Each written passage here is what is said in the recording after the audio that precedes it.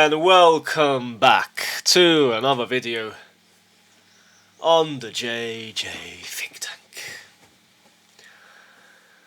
In this one, I want to talk about our relationship to technology and why we need to maintain an ontological gap between ourselves and the technological devices that we are now using on a daily basis. Because if you do not maintain this ontological gap, you will slowly be sucked into the world of technology. You will fry your dopamine system. Your dopaminergic system will be fried up. And when this happens, you lose motivation, you lose the lust for life, and your mental health decreases. It falls. It is reduced. So it's just a little concept that came into my mind the other day, and I quickly wrote an article about it on Medium. Got some traction, 66 claps, so I'm happy with that. And yes, this won't be a long video. I don't know, maybe even 5 minutes, 5-10 minutes. Mind the gap, yes. So yes, we need to mind the gap. We need to maintain this gap. Because recently I've noticed that for a couple of days I got sucked in again to this world of cyberspace, Twitter, etc. because of the political events that occurred in Poland recently regarding Nawrocki, Zelensky, UPA, the Ukrainian fascist army that was operative in World War II. That operated during this time, and I got sucked in. Yes, I mean, I think I had to, because I like to get I like to be politically engaged to a degree. I think it's important to be politically engaged. It's important to take part in this debate and in the discourse, etc. when it comes to certain issues, because this is an information war, and the truth needs to win, not lies. Yes, and this is why I got engaged online on Twitter. I was sucked in for a couple of days. I posted a lot. I posted a lot of comments to various Ukrainian accounts, to various Polish accounts, etc. That were tweeting about this event. Yes, and the next day I noticed that my mental health decreased slightly, but I had to take the hit. You know, sometimes you have to take the hit. In my opinion, you have to get sucked in temporarily in order to do the work that you have to do. Yes, but in general, I think my relationship to technology now is much better than before. I use it with intention. I use it wisely. I use it to post these articles, these videos, etc., to connect with like-minded people. And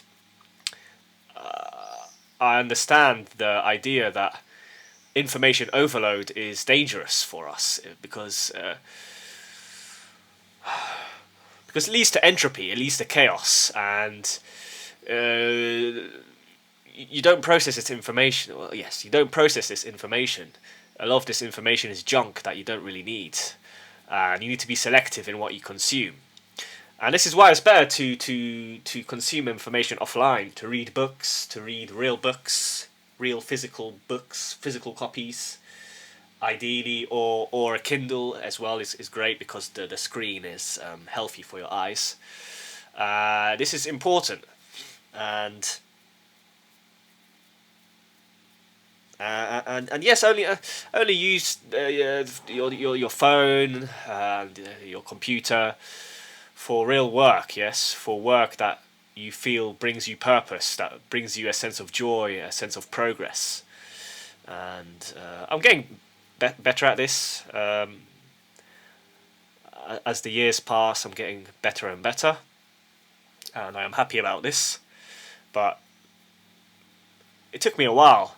I had phases when I didn't use technology at all, really. I didn't have any social media accounts. But then I had phases in my life when I used technology perhaps a bit too much. especially when I was a teenager, I played these video games. Yes, played these video games. But I guess video games are okay. If even when you're an adult, if you play for 1 hour or 2 hours a week with your friends, then I don't think this is an issue really. I mean, video games actually we can make the argument that video games, they build your imagination to a degree, yes, and some video games, I think they build your spatial awareness, your spatial perception, yes, I think. So, for example, these shooting games, these first-person shooter games, if you are good at them, then it means that your spatial awareness is good, your reaction times are good, you're able to aim correctly, yes, etc. So, I guess it's okay to play video games even when you're older for an hour or 2 hours a week, but you have to be careful, because you can get sucked in.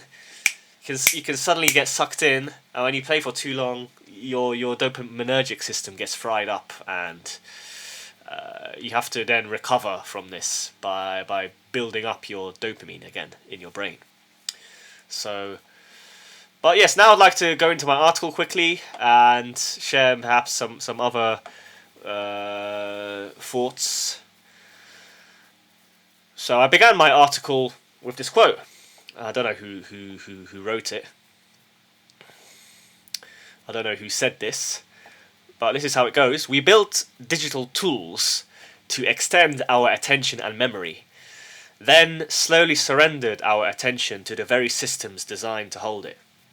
So definitely, these digital tools, they hold a lot of information. We can access a lot of information, and this is good. It's good. This is brilliant. And this is why a revolution of the mind is now taking place across the world, because people have access to this information. They have access to alternative information that allows them to think differently and to notice the lies that, for example, the mainstream media spreads, etc. The democratization of information is a brilliant process. I am in favor of this. But we have to be aware of information overload, of slop content, clickbait, etc. Doomer talk. Excessive conspirological type thinking. You know the drill. You know what I'm talking about. Yes. So we have to be wary, and therefore managing our relationship to technology will be a key process to really take hold of in the 21st century. Because whether we like it or not, the postmodern era is upon us. This cyberspace is here to stay. We have to adapt to this world of cyberspace, etc. The IT revolution, the AI revolution will bring a lot of order and prosperity, I think, to humanity, as long as the right people are in charge, of course. So I'm not totally against this technology, but we can't let it totally overrule our lives. So one example is ChatGPT. People use ChatGPT to write. I mean, I'm totally against this. I've never used ChatGPT to write my articles, because then these articles, they're not authentic anymore. You didn't write them. They didn't come from your own mind, from your own heart, from your feelings, from your emotions, yes, from your life experience. So what's the point, really? What's the point of writing these articles if you're just going to use ChatGPT and some information that is not really yours, yes? So this is one example of where technology is encroaching in a bad manner, yes? I'm sure that there are other examples, but this one comes to mind, to me, yes. So yes, this is why an oversaturated brain eventually does not manage the load, and entropy begins to overwhelm the individual. And definitely, this process does take place.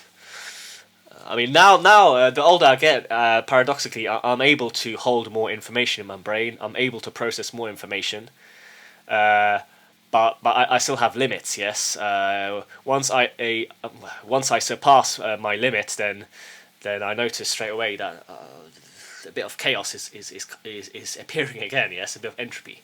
So then I stop. I stop using, yes, the device or whatever. And so yes, this ontological gap. I don't know how to explain this, but I think there is such a thing. It exists. It's like when you meditate, when you start to meditate a lot, not even a lot, maybe 20 minutes a day in the morning.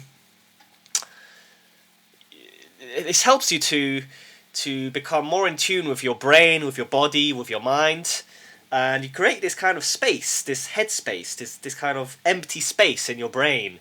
And I equate this to an ontological gap, and this ontological gap, it reinforces the idea that the device is separate from you. Yes, that you are not the device. The device is a separate entity. It's a separate object, and you are a separate human being. You are a subject. Yes, and meditation is a great way to boost this ontological gap, to increase the power of this ontological gap, I think. And I also notice when you meditate every day, you are more aware of the presence of yourself and the passage of time. Yes, you notice when you are wasting time and when you are not wasting time. So, but this is a constant work in progress. Constant work in progress. Yes, it's a continual process that you have to keep on doing. Really, you have to maintain this habit every day, I think. I mean, overall, I'm a fan of mindfulness meditation. I'm a fan of this Western secular style of mindfulness meditation. It can really improve your mental health. I mean, I know I'll never become like a Buddhist monk who will just totally withdraw from the world and live a proper aesthetic lifestyle. I know this is not for me. I know myself well. Perhaps I'd like to go on a retreat one day, a meditation retreat, a proper meditation retreat for a week. I know people have gone on such retreats and they share their experiences and they say, you know, how much this has changed their life. Yes, so perhaps one day, but I know I don't want to lead this aesthetic life really.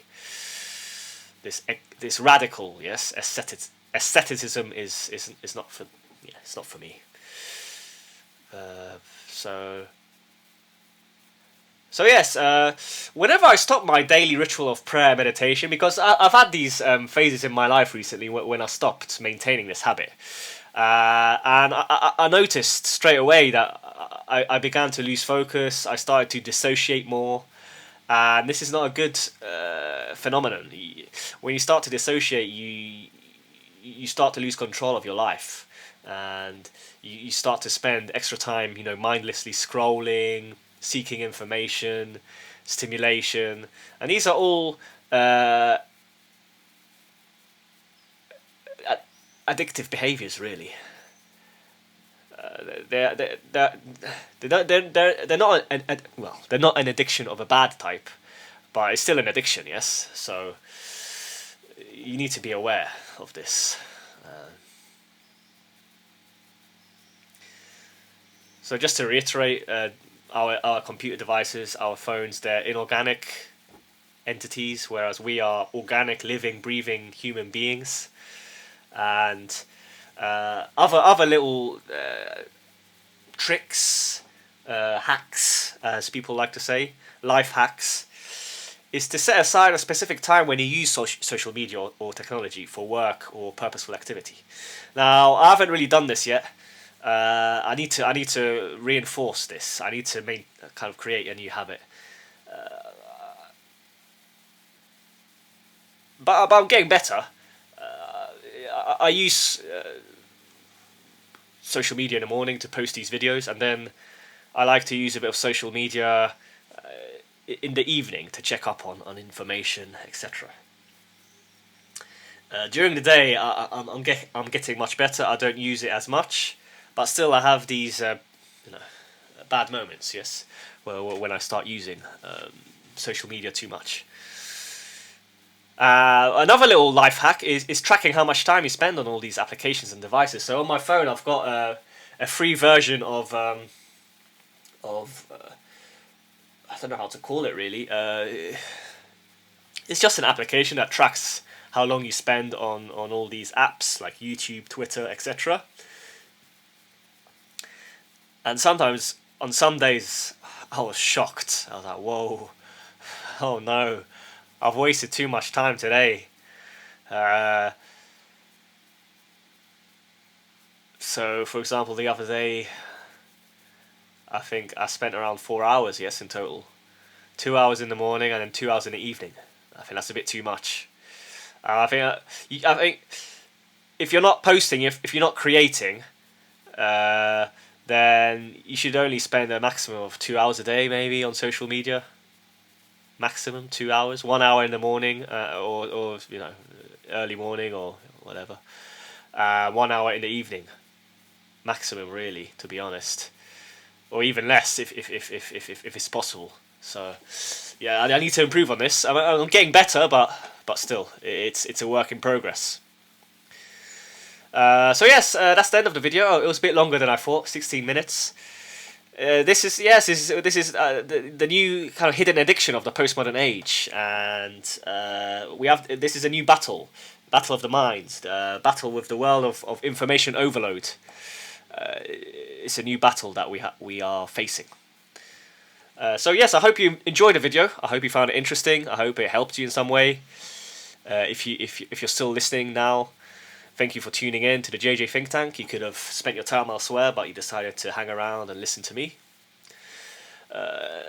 If you liked the video, consider liking and subscribing. It will help me grow the channel and spread more vital information that I think will help a lot of people out there. If you are a new viewer, please subscribe. It'll be great. If you're an existing viewer, comment. Let me know how you deal with technology, with information overload, with social media addiction, etc. Yes, I'd be interested to know what you think about this issue. But anyway, thank you once again for listening, and I wish you all the best. Take care.